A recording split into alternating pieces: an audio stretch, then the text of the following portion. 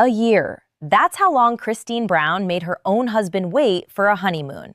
Not because a flight got canceled, not because life got in the way in some ordinary sense, because for maybe the first time in her adult life, nobody was rushing her anywhere, and she wasn't about to let anyone rush her now. By the end of this video, I'm going to walk you through one specific exchange, something Christine said to her ex-sister wife Janelle weeks before she and David Woolley ever boarded a plane, that never actually got explained. Fans have been picking it apart ever since, and once you hear the full context, you'll understand why a lot of people think it's the most telling 4 seconds in this entire story. But to get there, we need to start at the beginning, because the wait itself tells you almost as much as the trip did. Here's what's documented, right from the start. Christine Brown and David Woolley got married on October 7th, 2023 in Moab, Utah, in front of friends and family, in what Christine herself called a fairytale wedding. This wasn't a courthouse arrangement or a quiet elopement. It was a full ceremony, filmed for Sister Wives, capping off a relationship that had moved fast by anyone's standard. Christina said publicly that she and David started seriously discussing marriage just 5 weeks after meeting in person for the first time. They set a wedding date before they were even officially engaged. When David proposed that spring, Christine told People magazine she'd never been in love like this before, that the world felt brighter with him in it. And here's a detail that a lot of casual viewers missed the first time around, because it only came out later, during a Sister Wives wedding special that aired in January 2024. Christine revealed exactly how this relationship started, and it wasn't some slow burn setup through friends or family. She said it herself, on camera. She went looking for him. Her words, more or less. She found his profile online, saw the pictures, and thought, "Sign me up for all of that." So she messaged him first. David wrote back, they texted for a while, and then Christine was the one who suggested they finally meet in person. By her own account, they'd only been seeing each other in person for about 9 months by the time they were planning a wedding together, a fact she brought up herself at their engagement party, joking that the two of them were basically doing a crash course in getting to know somebody while also booking a venue and sending invitations. That's not a slow, cautious rebuild after a divorce. That's a woman who decided what she wanted and went and got it. Keep that instinct in mind, because it's going to matter again later, once we get to the cruise itself. So naturally, you'd expect the honeymoon to follow right on the heels of a wedding like that. It didn't. And this is where the timeline gets interesting, because nothing here was hidden. Christine talked about it openly. Their first wedding anniversary landed on October 7th, 2024, and she marked it with an Instagram post calling David her partner, saying she felt blessed to be married to him and was looking forward to the rest of their lives together. Sweet, sincere, exactly what you'd expect. But no honeymoon yet.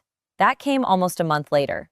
Now hold that thought for a second, because there's a detail sitting right in the middle of this gap that most casual viewers scroll right past. In an interview with E! News that October, before the trip happened, Christine confirmed they were finally going, telling the outlet plainly that they were leaving November 1st.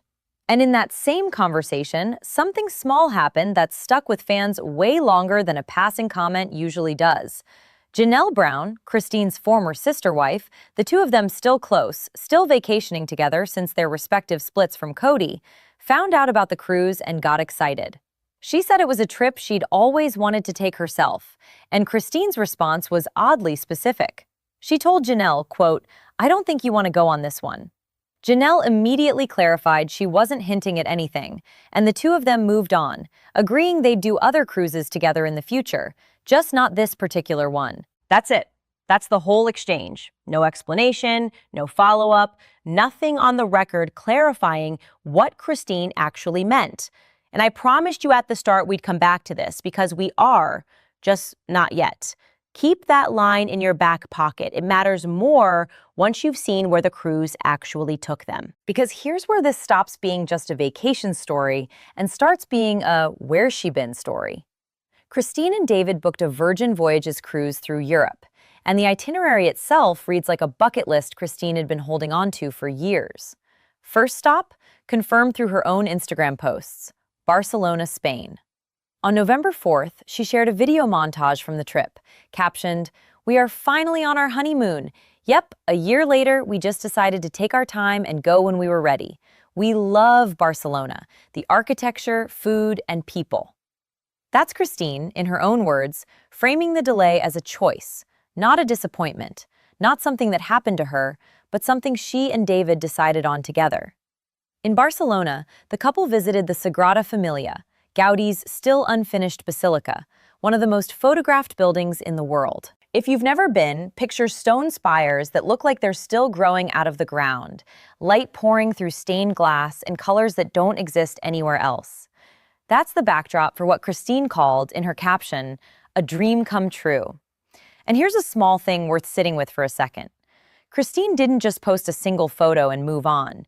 She shared a full montage, multiple angles, multiple moments, the kind of documentation you do when you actually want to remember something, not just prove you were there.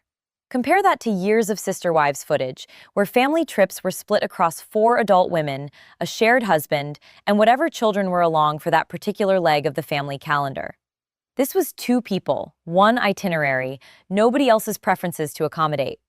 Hold on to that thought too, because it's going to come back around by the end. From there, the ship carried them toward Italy, and on November 11th came the post that a lot of longtime fans immediately connected to something deeper. Christine wrote, "Florence took my breath away. Masterpieces everywhere." And in the caption, she added that she'd been craving a trip to Florence ever since she watched the 1985 film A Room with a View. Now sit with that for a second. Here's a woman in her 50s, finally standing in front of the Duomo, the Ponte Vecchio, Michelangelo's David, chasing down a dream she'd been holding on to since she was young enough to fall in love with a movie. That's not just tourism. That's a woman closing a very old loop in her own life. And she said as much herself, in her own caption, without anyone needing to read between the lines. Think about the specific things she chose to see. The Duomo, with that enormous red-tiled dome you can spot from almost anywhere in the city. The Ponte Vecchio, the old stone bridge lined with jewelry shops that survived floods and wars and centuries of foot traffic. And Michelangelo's David, not a replica, the actual statue people travel across the world specifically to stand in front of. These aren't random stops a cruise excursion desk hands everyone. These read like a list Christine had probably been keeping somewhere, mentally or otherwise, for years, waiting for a version of her life where she'd finally get to check them off. But this is also where the trip stopped being a highlight reel. And this next part is important because it's honest in a way that a lot of curated honeymoon content isn't. On November 25th, Christine posted about a leg of the trip through southern France, near the Calanque National Park, close to the town of Cassis. It's stunning by every account. Dramatic limestone cliffs dropping straight into turquoise water, the kind of scenery you see on postcards. But the boat excursion out there did not go smoothly for Christine. In her own words, "The boat ride wasn't exactly smooth sailing for me. Seasickness is no joke." She still called it worth it, said the views were something you had to see to believe. But it's a real human wrinkle in an otherwise picture-perfect trip. And honestly, it's part of why this story lands the way it does. Nobody's honeymoon is a flawless highlight reel, not even one that took a year to plan. And it's worth noting, this wasn't the only glimpse fans got into Christine's day-to-day life that year. Back in April, months before the cruise, she'd posted a photo from her birthday celebration with David, the 2 of them out on what she called a fun nacho date. Fans immediately clocked the significance because Cody, her ex-husband, had once famously said on the show that watching Christine eat nachos grossed him out. Whether or not that callback was intentional, Christine captioned the post, saying she felt blessed to have someone to laugh with. Small moment, but it fits a pattern. Since the divorce, Christine has been noticeably more open about publicly enjoying the small, ordinary parts of a relationship, the kind of easy, unbothered affection that plural marriage, by its very structure, didn't always leave room for. The honeymoon wasn't an isolated event. It was the biggest example yet of something she'd been doing in smaller ways all year. So let's ask the question directly, because I think it's the one a lot of people watching this are actually sitting with. Why did any of this take a year in the first place? Christine never gave one single tidy reason, but the pieces she has shared publicly point somewhere pretty clear. This wasn't a woman avoiding her new marriage. During this same period, Christine was also, as reported at the time, pursuing legal action against her ex-husband Cody Brown over child support and custody arrangements involving their minor daughter. That's a real, documented piece of her life running in parallel with all of this. Not a small thing to be managing while also building a brand new marriage. And beyond the legal side, David Woolley himself came into this relationship as a widower, a father of 8 children of his own, running his own drywall business. Blending 2 established lives, 2 sets of grown or nearly grown kids, a filming schedule for a television show, and an active legal matter. That's not a small honeymoon planning obstacle. It's a full life, doubled. And that's really the heart of why this story resonates with the audience that's been following Christine the longest. This isn't a woman who got swept off her feet and vanished into a fantasy. She built a real, complicated, patient life with David, on her own timeline. And when she finally did carve out the space for that honeymoon, she made sure it was exactly what she wanted. Not rushed, not performed for anyone else's benefit. It's also worth remembering just how different this era of Christine's life is from the one longtime viewers watched for years before. She's spoken publicly about announcing her split from Cody back in November 2021, closing the door on a marriage that had defined nearly her entire adult life up to that point. The years immediately after that weren't glamorous. They were about rebuilding, about figuring out who she was outside of a plural family structure she'd been part of since she was a young woman. So when she told E! News, in her own words, that it felt nice to start over again in a new chapter, that wasn't just a soundbite.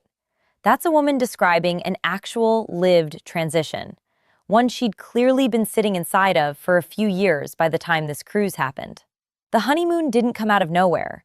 It came at the end of a long stretch of quietly putting a new life together, piece by piece, in front of an audience that had watched her old one for nearly 2 decades. Now here's where we circle back, because I told you we would. That line to Janelle, "I don't think you want to go on this one," has never been explained. Not by Christine, not by Janelle, not by anyone connected to the show.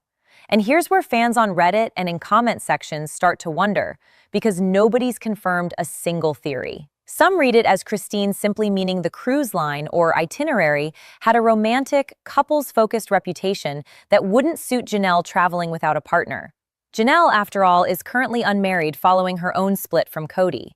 Others think it was nothing more than an inside joke between 2 women who've navigated an unusual, very public friendship since leaving the same marriage.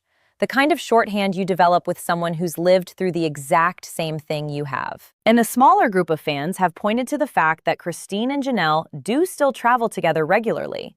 The 2 of them have taken multiple trips as friends since their respective divorces, which makes the specificity of "not this one" even more curious. If they'll cruise together on other occasions, what made this particular itinerary different? Nobody outside that conversation actually knows, and Christine has never clarified it since. That ambiguity is exactly why it's stuck around. It's a tiny, real moment that fans get to project their own reading onto, and every theory says something a little different about how people want to see Christine's new life. What we do know, because Christine said it herself in that same interview, is that she and Janelle both treated the moment lightly. Janelle immediately backpedaled, insisting she wasn't hinting at anything, and Christine reassured her they'd cruise together another time, just not this specific trip. No tension in the exchange, nothing that reads as an actual disagreement, which, if anything, makes the mystery more interesting rather than less. This wasn't 2 women fighting. It was 2 women who clearly understood something about the moment that the rest of us, reading a transcript months later, simply don't have enough context to fully decode. Because that's really what this whole trip has become, in the eyes of the audience that watches this family closely. Christine spent years of her adult life inside a marriage structure that, by her own account, and the show's own footage over nearly 2 decades, didn't leave a lot of room for this kind of spontaneity, this kind of just the 2 of us travel. Plural marriage, by its nature, means sharing time, sharing resources, sharing a partner's attention across multiple households. Now here's where it's fair to say this crosses into interpretation rather than fact. Nobody can prove exactly what Christine is thinking when she posts a video of herself standing in front of the Sagrada Familia. But it's hard to watch this specific trip, taken at this specific pace, on this specific timeline, and not read it as a woman finally living a version of married life she chose entirely for herself. Think about what a honeymoon actually requires, structurally. Two people, uninterrupted time, a shared calendar with nobody else's competing claim on it.